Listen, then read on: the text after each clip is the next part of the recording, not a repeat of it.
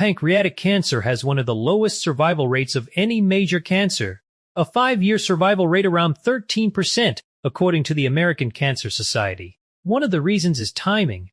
It's rarely caught early, because the pancreas sits deep in the body with almost no early warning signs. Here's what most people don't know. Researchers have spent decades studying what raises that risk long before diagnosis, and drinking patterns are part of that picture, backed by large population studies, not guesswork. 4 drinks keep showing up in the research.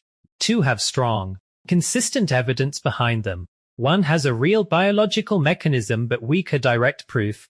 And 1 is genuinely still being debated by scientists today. I'll tell you exactly which instead of lumping them all together. I'm not going to tell you 1 soda gives you cancer. That's not how this works, and I'm not interested in scaring you into watching.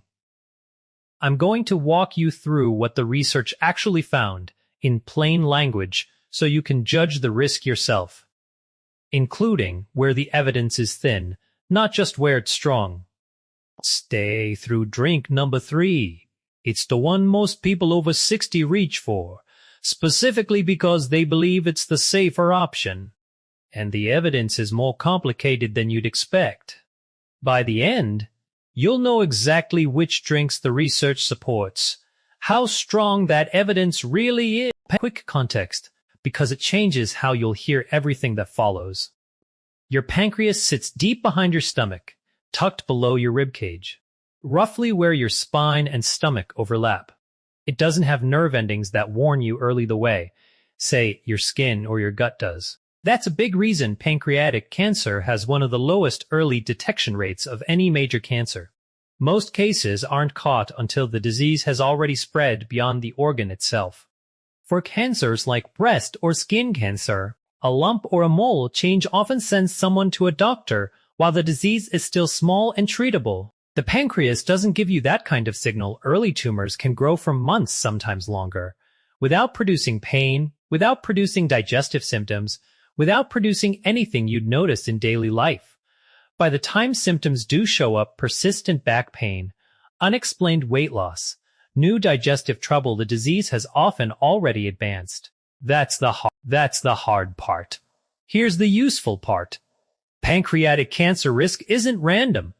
It's shaped heavily by things we can actually influence.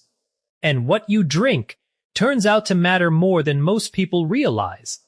Because your pancreas processes nearly everything you consume, whether that's alcohol, sugar, or caffeine.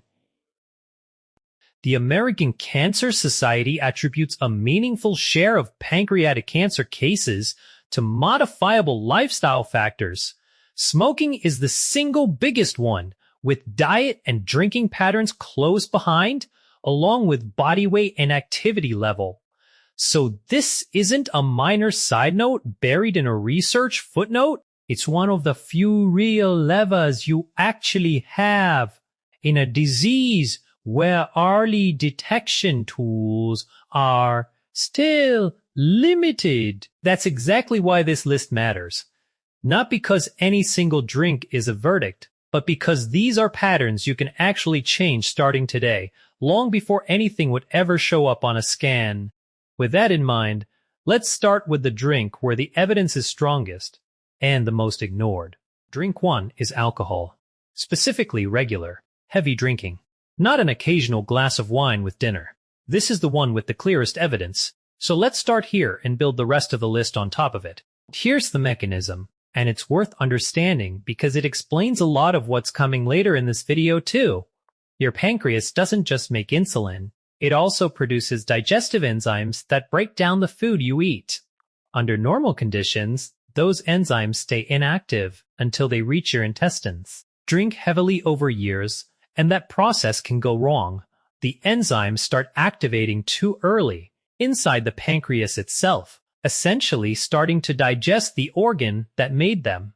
That triggers a condition called chronic pancreatitis. Ongoing inflammation and, over time, real tissue damage and scarring. Chronic pancreatitis is one of the clearest, most established risk factors for pancreatic cancer that we know of. It's not a theoretical link. It shows up consistently across decades of research. The International Agency for Research on Cancer, part of the World Health Organization, classifies alcohol as a Group 1 carcinogen, their highest confidence category, meaning the evidence of cancer risk is conclusive, not just suggestive. Pancreatic cancer is among the cancers linked to heavy, sustained alcohol use, largely through this chronic pancreatitis pathway. Though researchers believe there may be additional mechanisms involving inflammation and cell damage more broadly. Now, this isn't about fear, and it's not about telling you alcohol in any amount is dangerous. It's about scale. Lighter, occasional drinking hasn't shown anywhere near this level of risk in the research. It's the heavy, sustained pattern, repeated over years or decades, that consistently gets flagged, not a glass of wine on a Friday night. Guidance on what counts as a genuinely low-risk amount has been shifting in recent years. Some health bodies have moved away from fixed daily numbers and toward messaging like, less is generally better rather than drawing one firm safe line. So treat any specific drinks per day figure you've heard as a rough guide, not a hard rule carved in stone. The science here is still refining itself. Drink 1 was probably the one your doctors already mentioned. Drink 2 is the one almost nobody warns you about, and it's a lot more common in daily life. Drink 2 is regular soda and other sugar, sweetened beverages, sports drinks, sweet iced teas, some juice blends. Sugar doesn't sound like a cancer conversation at first, but follow the mechanism with me, because it makes sense once you see the whole chain. Here's how it works step by step.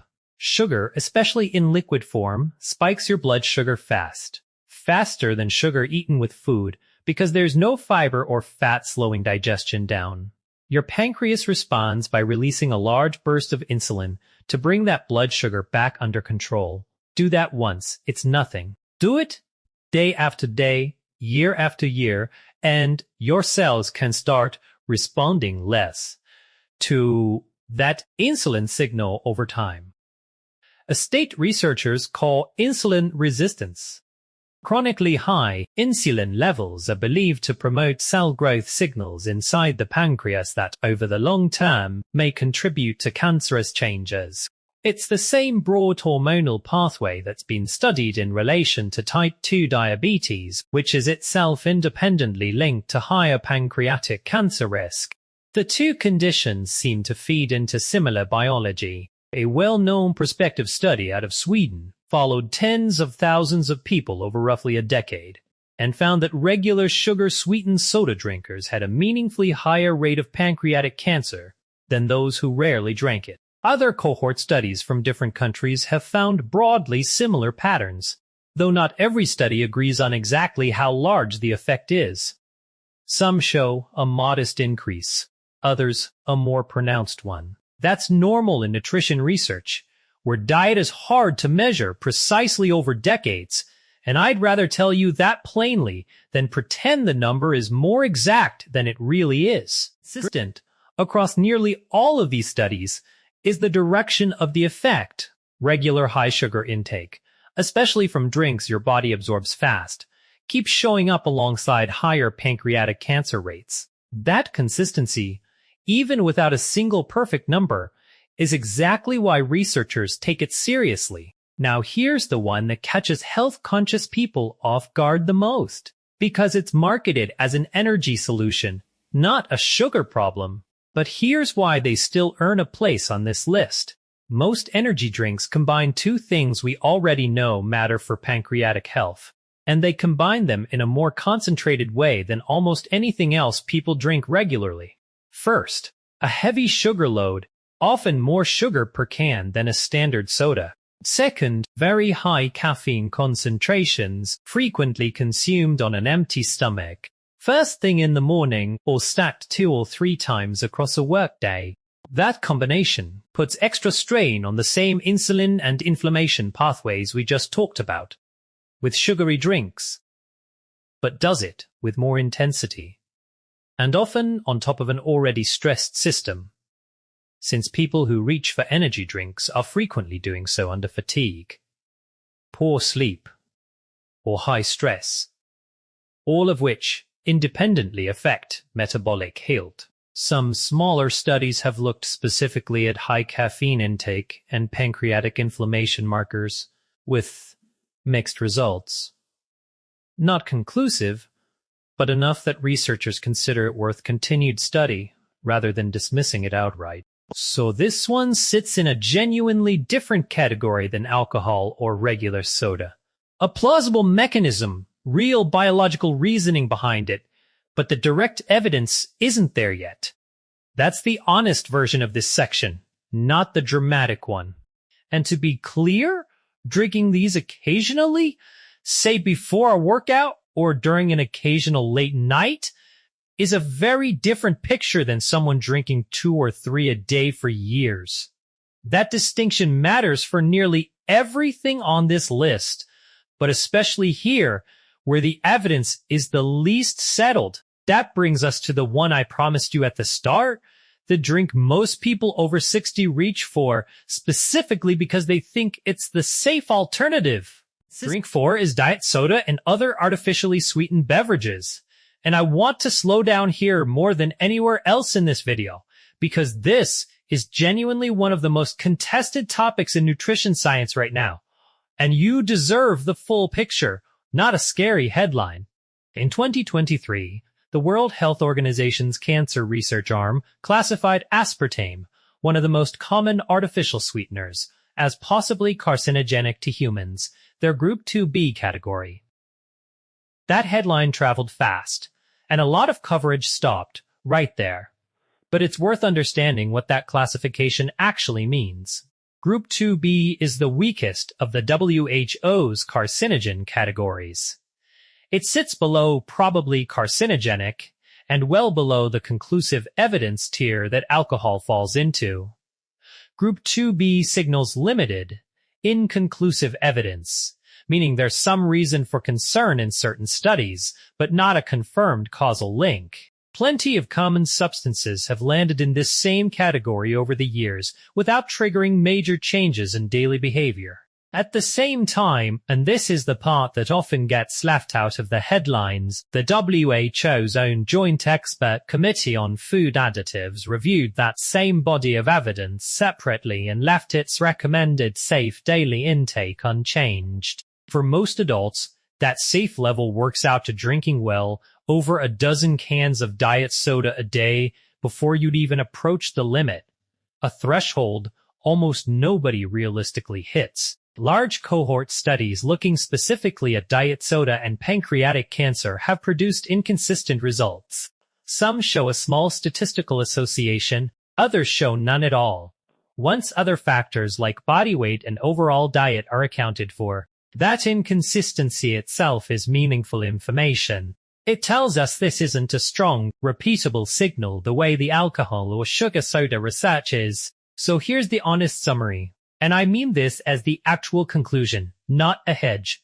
This isn't a settled question, and I won't pretend it is just to make the list feel more dramatic or more even. If diet soda has quietly become your daily default instead of water, purely out of habit, that's worth noticing. Not out of fear, but simply because water and unsweetened options carry zero controversy attached to them at all and cost you nothing to prefer. So now you've got all four. One with strong, direct evidence. One with solid but still developing evidence. One with a real mechanism and no proof yet. One that's genuinely still being debated. Let's turn all of that into something you can actually use. You don't need to overhaul your entire life today. And honestly, trying to would probably backfire. Small, sustainable shifts consistently beat dramatic ones you can't keep up for more than a week. It has the strongest evidence. If you drink regularly, take an honest look at how much. Not from a place of guilt, just information. And treat any specific safe amount number you've heard as a rough guide rather than a hard rule, since that guidance keeps shifting as more research comes in.